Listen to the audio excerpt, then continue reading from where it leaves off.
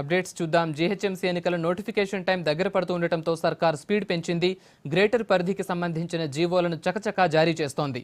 ఎన్నికల్లో సామాన్యులను ఆకట్టుకునేందుకు ఒకే రోజు 8 రాయితీ జీవోలు రిలీజ్ చేసింది.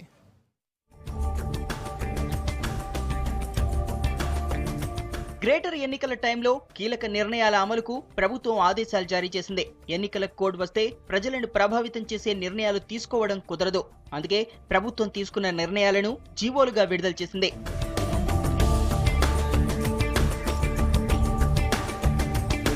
సీఎం కేసీఆర్ గతంలో తీసుకున్న నిర్ణయాలను అమలు చేస్తూ ప్రభుత్వం ఉత్తర్వులిచ్చింది. గ్రేటర్ హైదరాబాద్ పరిధిలో బకాయి పడ్డ 457 కోట్ల నల్లా బిల్లులు రద్దు చేస్తూ ఆదేశాలు జారీ చేసింది. 1200 రూపాయల వరకు ఆస్తి పన్ను చెల్లించేవారు 101 రూపాయలు చెల్లించేట్టు జీవో ఇష్యూ అయింది. దీంతో దాదాపు 5 లక్షల మంది లబ్ధి పొందుతారు.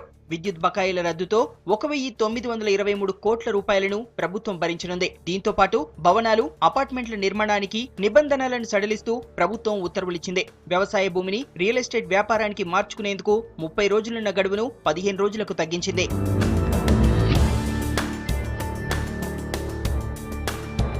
వీటితో పాటు ప్రభుత్వం మరో కీలక నిర్ణయం తీసుకోబోతున్నట్టు తెలుస్తోంది. జీవో నంబర్ 59 ప్రకారం ప్రభుత్వ శాఖల భూములను కబ్జా చేసి నిర్మించుకున్న ఇళ్లను రెగ్యులరైజ్ చేయాలని డిసైడ్ అయినట్టు సమాచారం. ఇప్పటి వరకు రెవెన్యూ శాఖ, జీహెచ్ఎంసీ భూములనే రెగ్యులరైజ్ చేశారు. ఇకపై మిగతా శాఖలను ఆక్రమించిన వారికి వెసులుబాటు కల్పించనున్నట్టు తెలుస్తోంది. వివాదాలు లేని బీపీఎల్ పరిధిలో లేని కుటుంబాల ఇళ్లను కూడా రెగ్యులరైజ్ చేయబోతోంది సర్కార్. 2 రోజుల్లో ఈ జీవోలు ఇవ్వాలని రెవెన్యూ శాఖ నిర్ణయించినట్టు సమాచారం.